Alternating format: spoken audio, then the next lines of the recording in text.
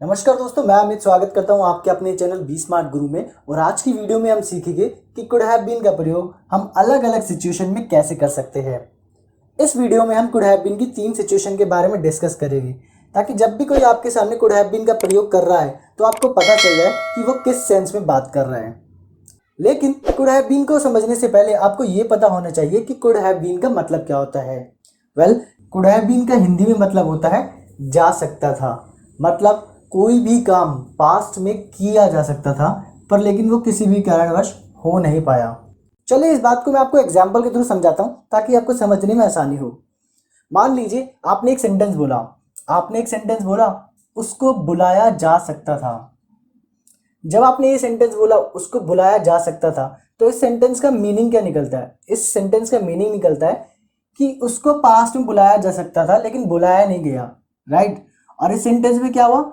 जाने की सेंस आ रही है, राइट। और सेंटेंस किस पे खत्म हो रहा है? सकता था पर, राइट। तो जब भी सेंटेंस में जाने की सेंस आती है प्लस हमारा जो सेंटेंस है वो सकता था, सकती थी और सकते थे पर खत्म होता है, तब हम कुड हैव बीन का प्रयोग करते हैं।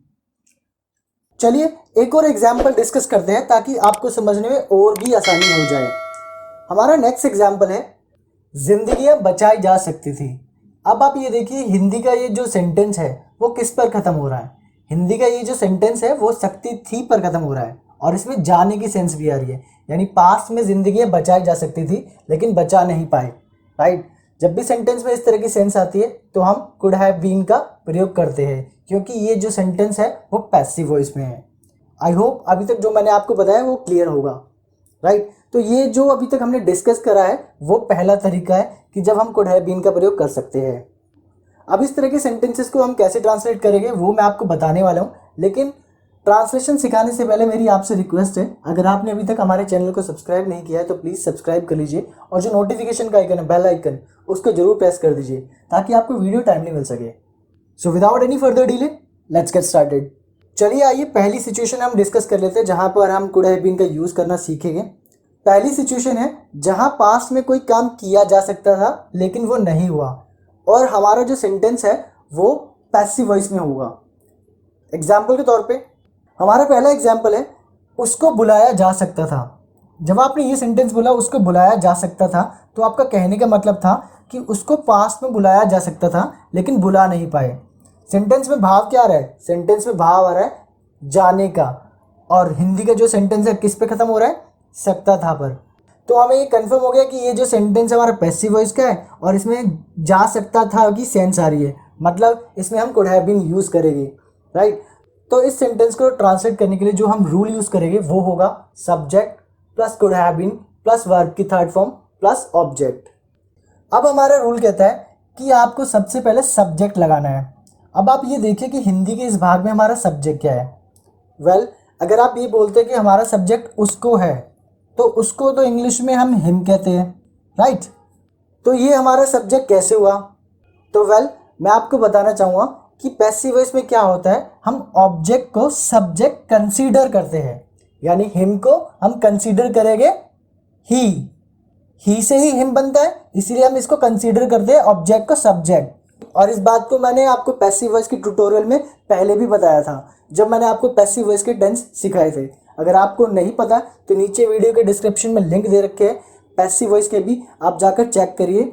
अगर फिर भी कुछ प्रॉब्लम आ रही है तो आप मुझे कमेंट करिए, I will definitely help you. तो हमने क्या करा, इस सेंटेंस में हमने सब्जेक्ट कंसीडर करा ही, क्योंकि पैसिव वॉइस में ऑब्जेक्ट को सब्जेक्ट कंसीडर करता है। अगर यहाँ पर डायरेक्टली कोई सब्जेक्ट होता, जैसे कि अगर मान लीजिए यहाँ पर लिखा होता किसी का नाम, मान लीजिए नाम लिखा होता राम, तब हमें ऑब्जेक्ट को सब्जेक्ट कंसीडर करने की जरूरत ही नहीं पड़ती, क्योंकि हमें डायरेक्टली सब्जेक्ट दे रखा है, राइट। लेकिन इस सिचुएशन में क्या हुआ, हमें डायरेक्टली ऑब्जेक्ट दे रखा है, तो इसीलिए क्या करते हैं, पैसिव वॉइस में हम हमेशा ऑब्जेक्ट को सब्जेक्ट कंसीडर करते हैं, तो इसलिए हमने यहाँ पर ही मेंशन करा।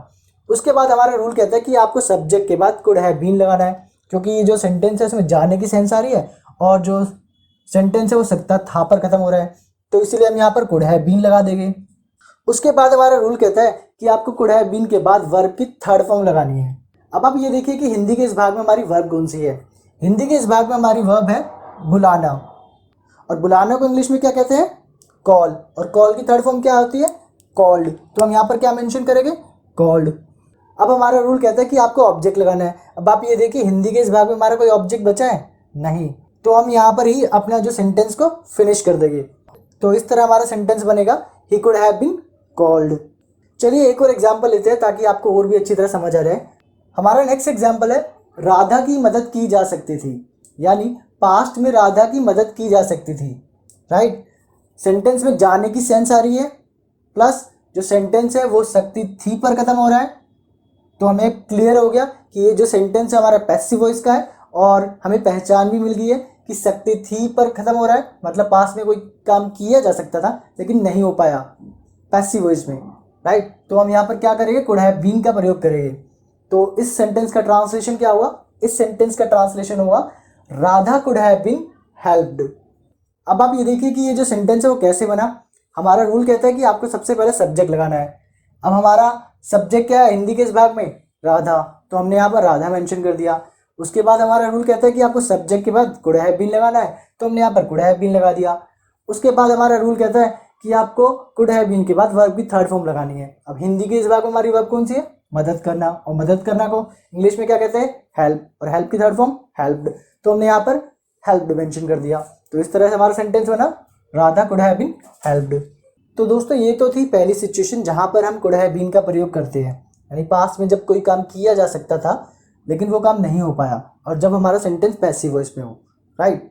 अगर कुछ भी समझ में ना आए तो वीडियो को दोबारा रिवाइंड कीजिए और समझने की कोशिश करिए और पर्सनल नोट्स बनाइए। अगर फिर भी नहीं समझ में आता मुझे कमेंट करिए, I will definitely help you. Could have been का प्रयोग हम तब करेंगे जब आप पास्ट में कुछ हो सकते थे लेकिन वो हो ना पाए। अब इस बात को समझाने के लिए मैं आपको एक उदाहरण दे रहा हूँ, आप उसको अच्छी तरह समझिएगा। हमारा उदाहरण है, वह एक लेखक हो सकता था। जब मैंने ये सेंटेंस बोला वह एक लेखक हो सकता था, तो इस सेंटेंस का भाव क्या निकल कर आ रहा है?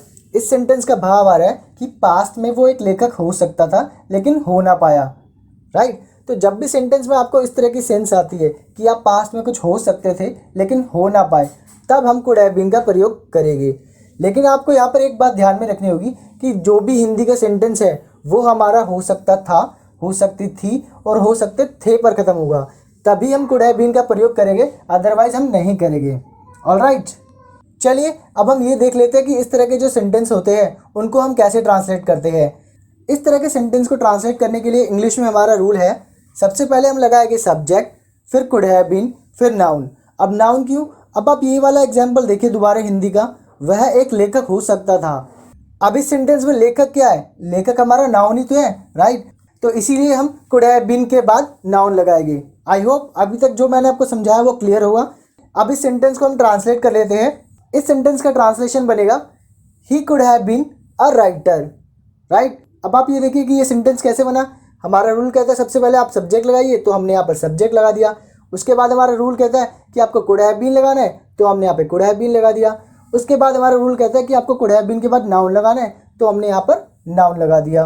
तो इस तरह हमारा सेंटेंस बना, he could have been a writer. चलिए एक और एग्जाम्पल देख लेते हैं आपकी प्रैक्टिस के लिए। हमारा नेक्स्ट एग्जाम्पल है, वह एक मुख्यमंत्री हो सकती थी। अब ये हिंदी का जो सेंटेंस है वो किस पर खत्म हो रहा है? हो सकती थी पर। सेंस क्या आ रही है कि पास्ट में वो मुख्यमंत्री हो सकती थी लेकिन हो ना पाई। राइट।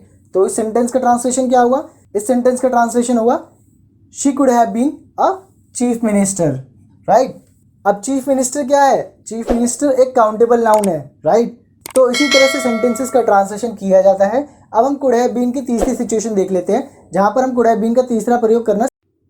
चलिए आइए अब हम सीखते हैं कुड हैव बीन के तीसरे तरीके की, और इस तरीके में हम सीखेंगे कुड हैव बीन के साथ हम एडजेक्टिव का प्रयोग कैसे करते हैं। अब एडजेक्टिव्स क्या होते हैं? एडजेक्टिव्स का मतलब होता है कि आप किसी चीज़ की विशेषता बताते हैं, चाहे वो चीज़ अच्छी हो या बुरी।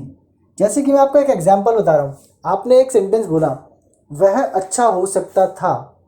अब अच्छा होना क्या है? उसकी विशेषता है। या फिर आपने एक सेंटेंस और बोला, वह बेईमान हो सकती थी। अब बेईमान होना क्या है इस सेंटेंस में? उसकी एक क्वालिटी है। राइट। मतलब जब भी आप कोई अच्छी चीज़ या बुरी चीज़ के बारे में बात करते हैं तो वो चीज़ कहलाती है एडजेक्टिव्स, यानी जो क्वालिटी होती है वही एडजेक्टिव्स कहलाती है। राइट। लेकिन इस सिनेरियो में हम कुड हैव बीन का प्रयोग एडजेक्टिव के साथ तब करेंगे जब पास में वो चीज़ हो सकती थी। जैसे कि मैंने यही सेंटेंस बोला था, वह अच्छा हो सकता था। मतलब मेरा कहने का मतलब ये है कि पास्ट में वो अच्छा हो सकता था, राइट। क्वालिटी बता रहा हूँ और मैं ये भी कह रहा हूँ कि पास्ट में वो अच्छा हो सकता था लेकिन वो नहीं था, राइट। मैंने एक और सेंटेंस बोला, वह बेईमान हो सकती थी, मतलब पास्ट में वो बेईमान हो सकती थी लेकिन नहीं हुई, राइट। तो जब भी सेंटेंस में इस तरीके का भाव आता है तब हम कुड हैव बीन का प्रयोग करेंगे। आपने एक चीज़ और भी नोटिस की होगी कि जो इस तरह के सेंटेंसेस होते हैं ना, वो भी हमारे हो सकता था, हो सकती थी और हो सकते थे पर खत्म होते हैं। तो इस तरह के सेंटेंसेस को हम कैसे ट्रांसलेट करेंगे, चलिए आइए वो भी सीख लेते हैं। इस तरह के सेंटेंसेस को ट्रांसलेट करने का जो रूल है वो है subject plus could have been plus adjective. चलिए ट्रांसलेशन के लिए एक एग्जाम्पल लेते हैं। हमारा एग्जाम्पल है, वह अच्छा हो सकता था। अब इस सेंटेंस का जो ट्रांसलेशन है वो इस रूल के अनुसार होगा, और इस रूल के अनुसार इस सेंटेंस का क्या ट्रांसलेशन होगा, इस सेंटेंस का ट्रांसलेशन होगा he could have been nice. अच्छा, अच्छा को क्या कहते हैं, नाइस, यानी पास्ट में वो नाइस हो सकता था लेकिन नहीं हुआ, राइट। चलिए एक और एग्जाम्पल लेते हैं, वह बेईमान हो सकती थी। तो इस सेंटेंस का ट्रांसलेशन क्या होगा, she could have been dishonest, right. तो इस तरह से आपको ट्रांसलेशन करना है। मैंने आपको तीनों तरीके बताए जिसमें आपने सीखा कुड हैव बीन के साथ वर्ब की थर्ड फॉर्म का प्रयोग कैसे करते हैं, कुड हैव बीन के साथ नाउन का प्रयोग कैसे करते हैं, और कुड हैव बीन के साथ एडजेक्टिव का प्रयोग कैसे करते हैं।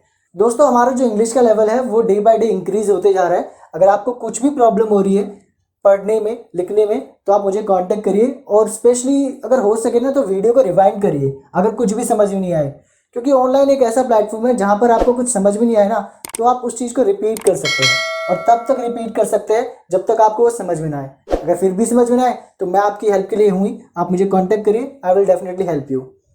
आज की वीडियो में बस इतना ही दोस्तों।